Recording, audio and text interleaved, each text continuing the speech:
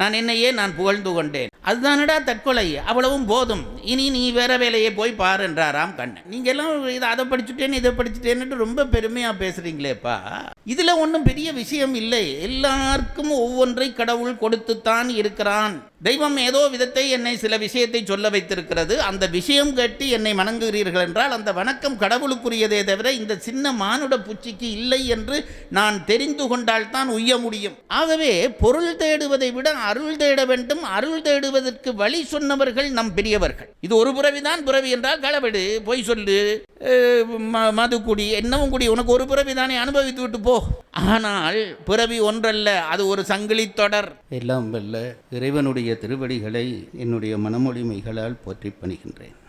வயதாக வயதாக ஞாபக மறதி அதிகமாகி கொண்டிருக்கிறது. அதனாலே தான் நான் தம்பிமாருக்கு சொல்லுகிறது உண்டு, இளமையிலே படிக்கக்கூடியதை படித்து முடித்து விடுங்கள், வாசிக்கக்கூடியதை வாசித்து முடித்து விடுங்கள். ஒரு வயதுக்கு மேலே வாசிக்கக்கூடாது, அதுக்கு பிறகு யோசிக்க வேண்டும். வாசித்ததை வைத்து சிந்தித்து சிந்தித்து புது புது விஷயங்களை உண்டாக்கி கொண்டிருப்பது தான் நல்ல பேச்சினுடைய அடையாளம். ஒரு பேச்சுக்கு என்ன லட்சணம் என்று நான் நினைத்து பார்ப்பது. ஒரு பேச்சுக்கு என்ன லட்சணம், ஒரு பேச்சு அழகாக அமைய என்ன செய்ய வேண்டும். எப்பொழுதுமே வயதாக விட்டால் மற்றவர்களுக்கு புத்தி சொல்லுகிற ஆசை வந்துவிடும். இந்த ஆசை எனக்கும் வந்துவிட்டதோ என்று நினைத்து சொல்லுகிறேன். ஒரு பேச்சு சிறக்க வேண்டுமானால் அந்த பேச்சுக்கு பின்னணியிலே என்ன இருக்க வேண்டும்? பாடமாக்குவதா, பாடத்தை சொல்வதா, சொல்லுகிற பாணியா? ஒன்றும் இல்லை. ஒரு பேச்சினுடைய சிறப்பு சபையை போய் அந்த பேச்சு தொட வேண்டுமானால் அதை என்ன செய்ய வேண்டும் என்றால் வேறு ஒன்றும் செய்ய தேவையில்லை. மனதுக்குள்ளே சத்தியம் இருந்தால் அந்த பேச்சு சபையை கவரும். இதை நான் 100% நம்புகிறேன். இன்றைக்கு ஏற்பட்டிருக்கக்கூடிய ஒரு பெரிய சிக்கல், பேச்சுலகத்திலே ஏற்பட்டிருக்கக்கூடிய பெரிய சிக்கல் என்னவென்றால், அதை நான் சொல்லலாமா என்று கூட எனக்கு தெரியவில்லை. ஆனால் நான் மனதுக்கு பட்டதை சொல்லுகிறேன். பேச்சுலகத்திலே ஏற்பட்டிருக்கக்கூடிய சிக்கல் என்னவென்றால், பேசுகிற விஷயத்தை பேசுகிறவர்களே பின்பற்ற தயாராக இல்லை. இது ஒரு பெரிய கொடுமை. பேசுகிற விஷயத்தை, அந்த உயர்ந்த விஷயங்களை பேசுகிறார்கள். அந்த பேச்சை கேட்டுவிட்டு இவர்கள் எப்படிப்பட்டவர்கள் என்று நினைத்து கொண்டு மக்கள் நமக்கு அருகிலே வந்தால் கீழே நாங்கள் நடக்கிற விதம் இவர்களா பேசினார்கள் என்று சில நேரத்திலே எண்ணத் தோன்றும். நான் எப்பொழுதும் சொல்வேன், பேச்சு ஒரு பெரிய விஷயம் இல்லை, பேச்சு ஒரு பெரிய விஷயம் இல்லை. கடவுள் ஒவ்வொருவருக்கும் ஒரு வித்தையை தந்துதான் இந்த உலகத்துக்கு அனுப்புகிறான். நான் அதை 100% நம்புகிறேன். மனிதருக்கு என்று இல்லை, விலங்குகளுக்கு, பறவைகளுக்கு, தாவரங்களுக்கு கூட ஆண்டவன் ஏதோ ஒரு ஆற்றலை கொடுத்துத்தான் இந்த உலகத்துக்கு அனுப்புகிறான். தாவரம் கூட ஒரு உயிர் என்பது நமக்கு தெரியும். ஆறு அறிவில் இருந்து ஓரறிவு வருகிற பொழுது தாவரத்தையும் நம் பெரியவர்கள் உயிராகத்தான் கொள்கிறார்கள். எல்லா உயிருக்கும் ஒரு ஆற்றல் இருக்கிறது.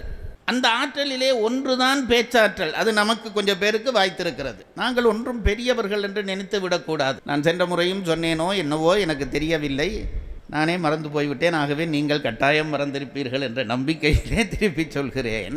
ஔவையார் ஒரு சபைக்கு போனார். நான் இதை பல இடங்களிலே சொல்லி இருக்கிறேன். ஔவையார் ஒரு சபைக்கு போனார். அந்த சபையிலே அறிஞர்கள் பல பேர், இப்படித்தான் தமிழ் படித்த அறிஞர்கள், அந்த அறிஞர்கள் பல பேர் கூடியிருந்தார்கள். ஒவ்வொருவரும் ஆளுக்கால் தங்கள் பெருமையை பேசிக் கொண்டிருந்தார்கள். இந்த உலகத்திலே மிக கேவலமான விஷயம் தன் பெருமையை தான் பேசுவது தான். இதெல்லாம் தமிழுலகத்தினுடைய வரம்புகள். இன்றைக்கு அந்த வரம்பெல்லாம் உடைக்கப்பட்டு பலகாலம் ஆகிவிட்டது. திருவள்ளுவன் சொன்னான், வியவக்க எஞ்ஞான்றும் தன்னை என்றான். ஒரு நாளும் உன்னை நீ புகழ்ந்து கொள்ளாதே. அது எப்படிப்பட்டதாக இருக்கும் என்றால், நீர் வார்த்து நெருப்பு வளர்ப்பது போல இருக்கும் என்றான். நீர் வார்த்து நெருப்பு வளர்க்க நினைத்தால் அது எப்படி இருக்குமோ அப்படித்தான் இருக்கும். பாரத கதை ஒன்று சொல்வார்கள். நான் எங்கேருந்து எங்கேயாவது போனால் நீங்கள் தான் திருப்பி கொண்டு விட வேணும். பாரத கதை ஒன்று சொல்வார்கள். அர்ச்சுனன் தன் காண்டீபத்தை 6வது இகழ்ந்தால் அவர்களை நான் கொன்று விடுவேன் அல்லது நான் இறந்து விடுவேன் என்று சபதம் விட்டிருந்தானாம். ஒரு சந்தர்ப்பத்திலே, அதெல்லாம் சொல்லி மெனக்கிட, ஒரு சந்தர்ப்பத்திலே தர்மனே இந்த காண்டீபத்தை இழிவுபடுத்தி பேசிவிட்டான். இப்பொழுது அர்ச்சுனன் பாடு சங்கடமாக போய்விட்டது. ஒன்று அண்ணனாகிய தர்மனை கொல்ல வேண்டும் அல்லது தான் சாக வேண்டும். அண்ணனை கொல்ல முடியுமா? அர்ச்சுனன் சொன்னான், அண்ணனை நான் கொல்ல மாட்டேன், நான் சாக போகிறேன், தற்கொலை செய்து நான் சாக போகிறேன் என்று பிடிவாதம் பிடித்தான். எல்லாரும் விழுந்து தடுத்தார்கள். நீ போனால் பாரத போர் போய்விடுமே என்று தடுத்தார்கள். அது சத்தியம் பண்ணினது சத்தியம்தான். இது அந்த காலம். சத்தியம் என்ற வார்த்தைக்கு இருந்த மதிப்பு லேசான ஒன்றில்லை. சத்தியம் பண்ணினால் சத்தியம்தான். ஆகவே நான் உயிரை விடத்தான் போகிறேன் என்று அர்ச்சுனன் பிடிவாதம் பிடித்தான். அப்போ கிருஷ்ண பரமாத்மா வந்தார். என்னப்பா பிரச்சனை என்று கேட்டார். இவர்கள் நடந்ததை சொன்னார்கள். இப்போ அர்ச்சுனனுக்கு கிட்டே வந்தார். என்ன, நீ தற்கொலை செய்து சாக வேண்டும், அவ்வளவும் தானே? சரி, அதெல்லாம் சாகலாம், அதுக்கு முதல் நான் சொன்னதை செய். அர்ச்சுனன் கேட்டான், நான் என்ன செய்ய வேண்டும் என்று கேட்டான்.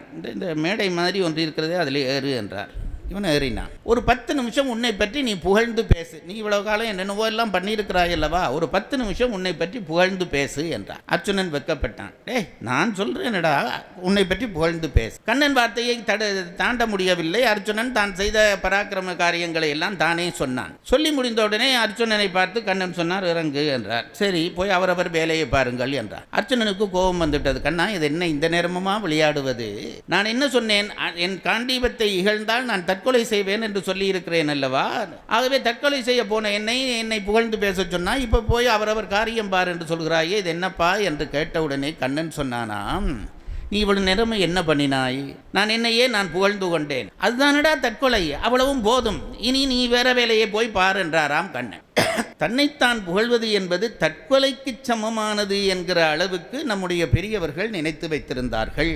அதை நாம் புரிந்து கொள்ள வேண்டும். அந்த வரம்புகள் எல்லாம் இப்பொழுது மெல்ல மெல்ல மெல்ல மெல்ல உடைந்து கொண்டிருக்கின்றன. நானே 10 தரம் என்னை புகழ்ந்தால் மற்றவர்கள் நம்பத் தொடங்குகிறார்கள். இப்படி ஒரு பொய் உலகத்துக்குள்ளே நாங்கள் வந்துவிட்டோம். ஒருவரை சும்மாவேனும் அவரும் புகழ்ந்து மற்றவர்களும் புகழ்ந்தால், ஓஹோ இவர் கெட்டிக்காரன் தான் என்ற பதிவு இன்றைக்கு உண்டாகி விடுகிறது. உண்மையில் சத்தியம் என்கின்ற ஒன்று இருக்கிறதே, அது பெரிய விஷயம். அது நெஞ்சிலே இருக்க வேண்டும். நான் செய்கிற காரியத்துக்கு நான் நேர்மையாக இருக்கிறேன். அது ரொம்ப ரொம்ப ஒரு உயர்ந்த விஷயம். நான் பேச்சாளனாக இருந்தால் நான் பேசுகிற விஷயத்துக்கு எது நேர்மை என்று கேட்டால் அதற்கு நேர்மையாக நான் இருப்பது.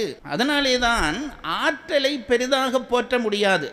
ஔவையார் அந்த சபைக்கு போன பொழுது புலவர்கள் எல்லாம் தங்களை தாங்கள் புகழ்ந்து பேசிக் கொண்டிருந்தார்கள். நான் ராமாயணம் படித்திருக்கிறேன், நான் பாரதம் படித்திருக்கிறேன், எனக்கு பேச வரும், எனக்கு கவிதை எழுத வரும் என்று என்னென்னவோ சொன்னார்கள். ஔவையார் சபைக்கு போனார். இந்த வயதானவர்களுக்கே ஒரு குறும்புத்தனம் இருக்கும் அல்லவா? ஔவையார் சபைக்கு வந்தார். சபைக்கு வந்த உடனே புலவர்களை பார்த்து சொன்னார், நீங்கள் எல்லாம் கெட்டிக்காரர் என்று பேசுகிறீர்களே, அப்ப நீங்கள் தான் இந்த உலகத்திலே அறிஞர்களா என்ற உடனே அவர்கள் சம்மதித்து தலையாட்டி இருப்பார்கள் போல் இருக்கிறது.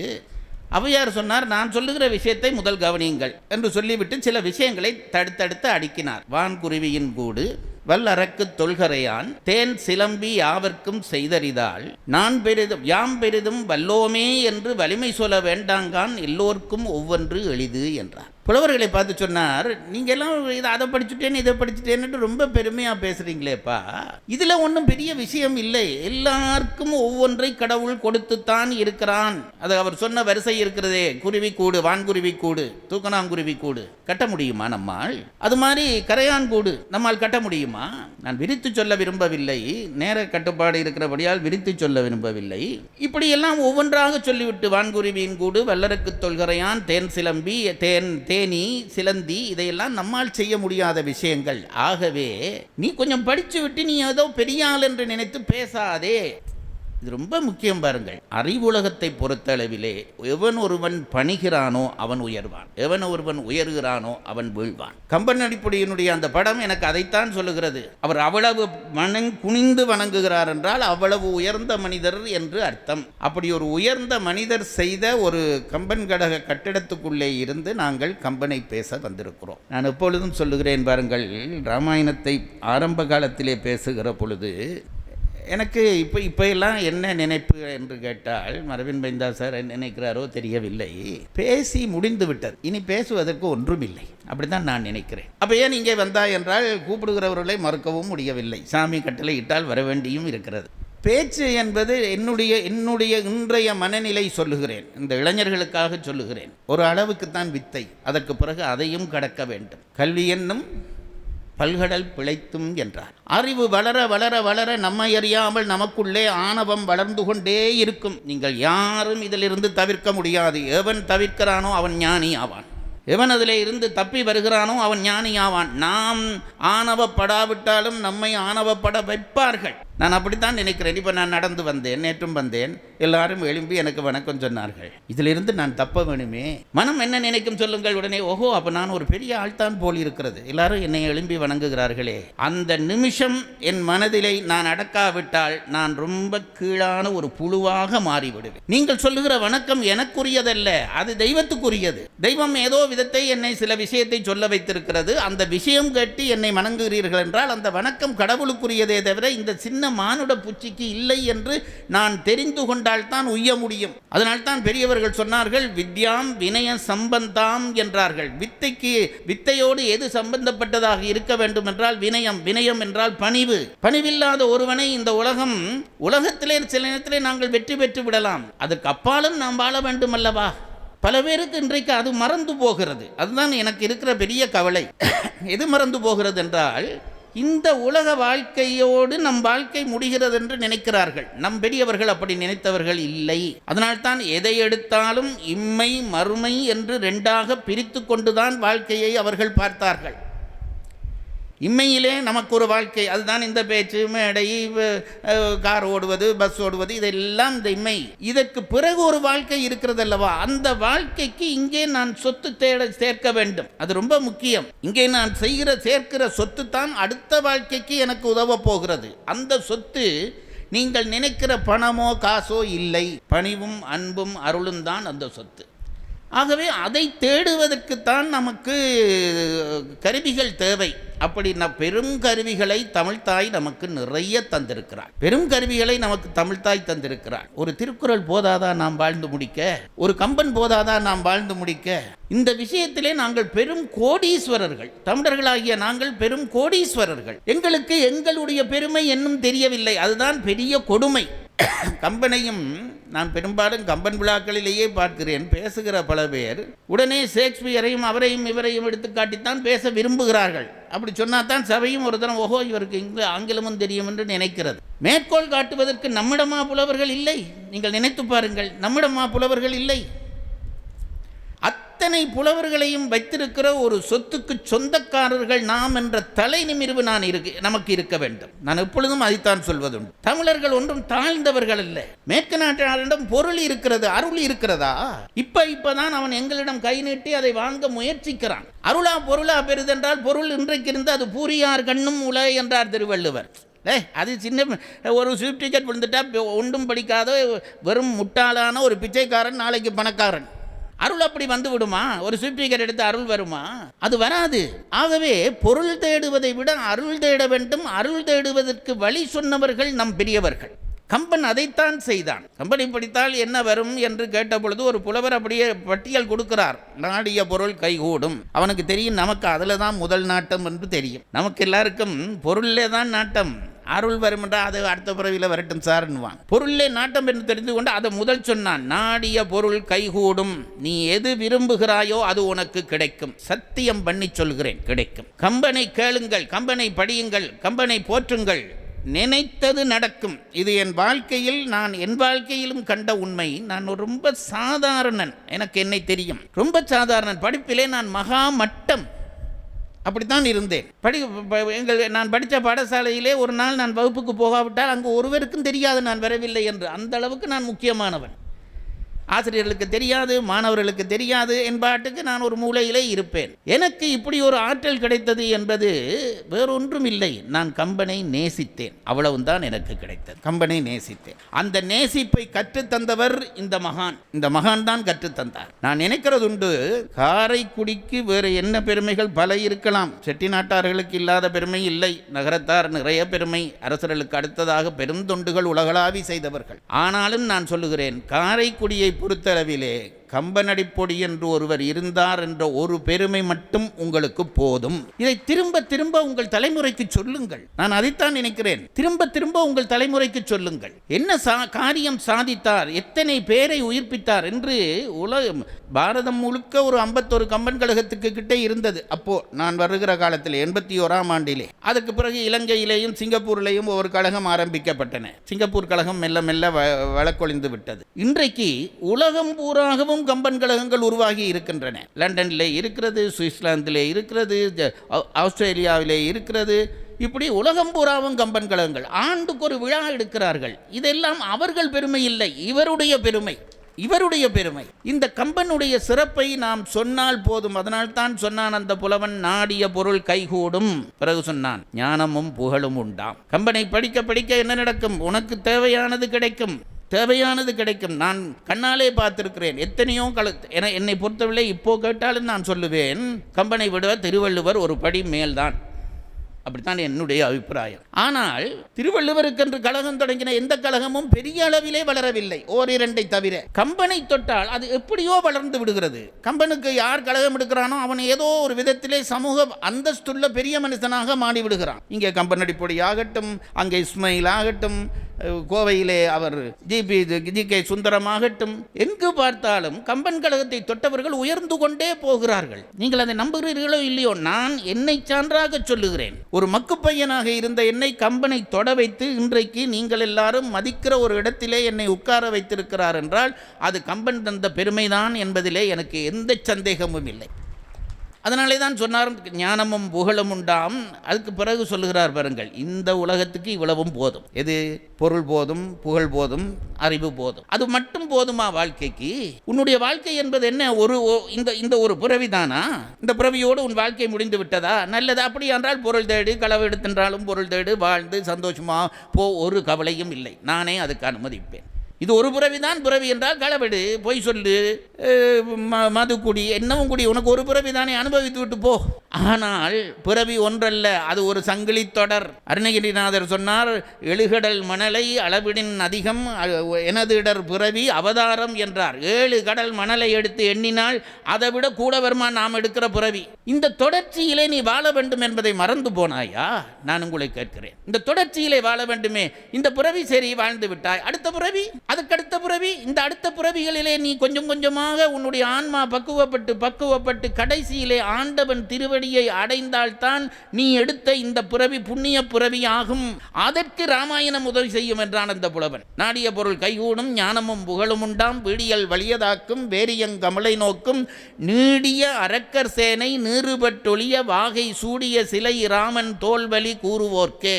இத்தனையும் நடக்கும் என்றான். இத்தனையும் பணம் கொடுத்து பண்ண முடியுமா? கம்பனை படித்தால் செய்யலாம். நான் உங்களை எல்லாருடைய பாதம் தொட்டு கேட்கிற விஷயம், கம்பராமாயண புஸ்தகம் நம் இனத்தார் எல்லாரோட வீட்டிலேயும் இருக்க வேண்டும், கட்டாயம் இருக்க வேண்டும். நான் திருவாசகத்தையும் திருக்குறளையும் வழக்கமாக சொல்லுவேன். இது கம்பன் விழா என்றபடியால் அதையும் சேர்த்து சொல்லுகிறேன்.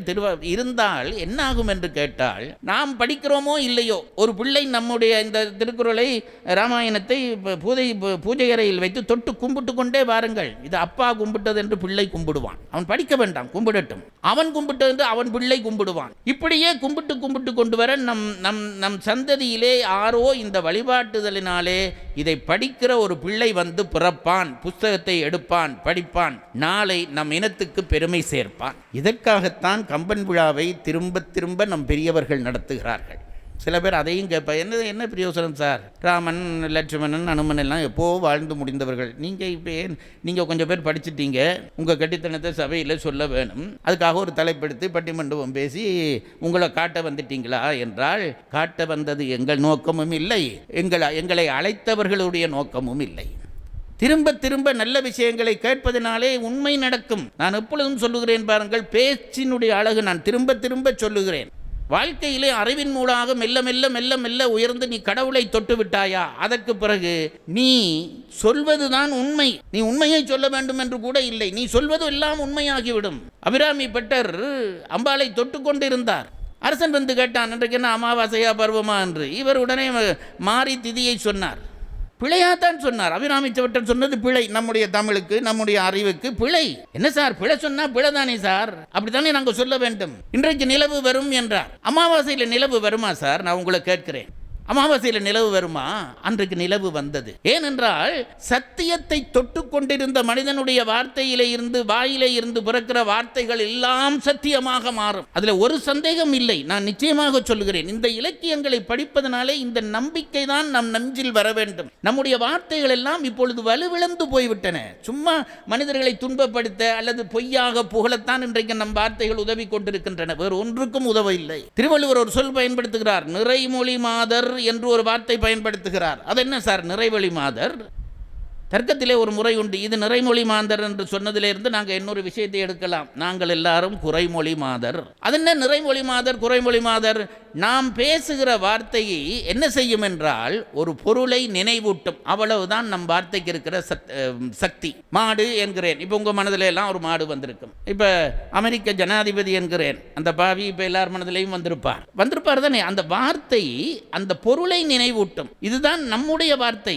இதை குறைமொழி என்கிறார். அப்படியான நிறைமொழி என்னவென்றால், நிறைமொழி மாந்தர் ஒரு வார்த்தையை சொன்னால் அந்த பொருளே உண்டாகும். இது நம்புங்கள். நிறைமொழி மாந்தர் என்கிறவர்கள் ஒரு வார்த்தையை சொன்னால் அந்த பொருளே ஒன்றாகிவிடும். அதில் எந்த சந்தேகமும் இல்லை. அதனாலே தான் நிறைமொழி மாந்தர். நம் வார்த்தைகளை எல்லாம் நாங்கள் இன்னும் மந்திரமாக்கவில்லை. ஆங்கிலத்தில் ஏதோ ஒரு வார்த்தை சொல்கிறார்களே, கோசிப்பிங் என்று. அதுதான் நம்ம வார்த்தைகள். சும்மா சம்பந்தம் இல்லாமல் தேவையில்லாமல் பேசிக் கொண்டிருக்கிறோம். வார்த்தைகள் சுருங்க சுருங்க. எங்கள் ஊரில் ஒரு பாம்பு இருக்கிறது.